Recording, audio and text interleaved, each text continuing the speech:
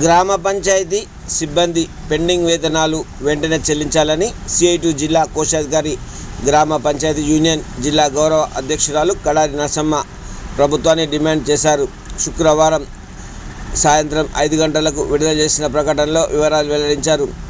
మెదక్ జిల్లా అదనపు collector రమేష్కు CIT ఆధ్వర్యంలో సమస్యలతో కూడిన వినతి పత్రాన్ని సమర్పించారు. ఈ నెల 4వ తేదీలోగా వేతనాలు చెల్లించకపోతే 5వ తేదీ నుంచి పనులు బంద్ చేస్తామని ఆమె హెచ్చరించారు. ప్రభుత్వ ఉద్యోగులకు మొదటి తారీఖునే వేతనాలు ఇస్తూ గ్రామ పంచాయతీ కార్మికులకు 4 నెలల నుంచి జీతాలు ఇవ్వకపోతే ఏమి తిని పనిచేస్తారని ఆమె ప్రశ్నించారు.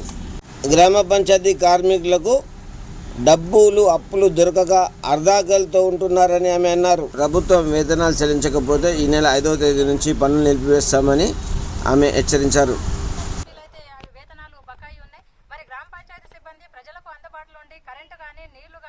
పారిశుద్ధ కార్యక్రమాలు కానీ వీటన్నిటికీ అందుబాటులో ఉండి నిర్వహించి వాళ్ళకు సేవలు అందిస్తారు. మరి గ్రామ ప్రభుత్వ ఉద్యోగస్తులకైతేనేమో 1వ తారీఖు ప్రతి నెల వేతనాలను చెల్లిస్తుంది. మరి గ్రామ పంచాయతీ సిబ్బంది పట్ల ప్రభుత్వానికి ఎందుకు ఇంత వివక్ష అనేది మేము ప్రభుత్వాన్ని ప్రశ్నిస్తా ఉన్నాం.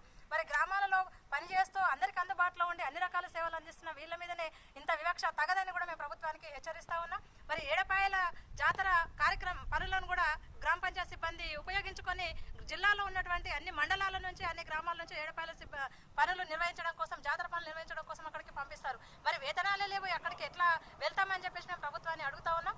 మాకు 5వ తారీఖు వరకు, మార్చి 5వ తారీఖు వరకు వేతనాలు వేస్తేనే మేము పనులు చేస్తాం. వేతనాలు రాకపోతే మేము ఏడపాయల డ్యూటీలు చేయము.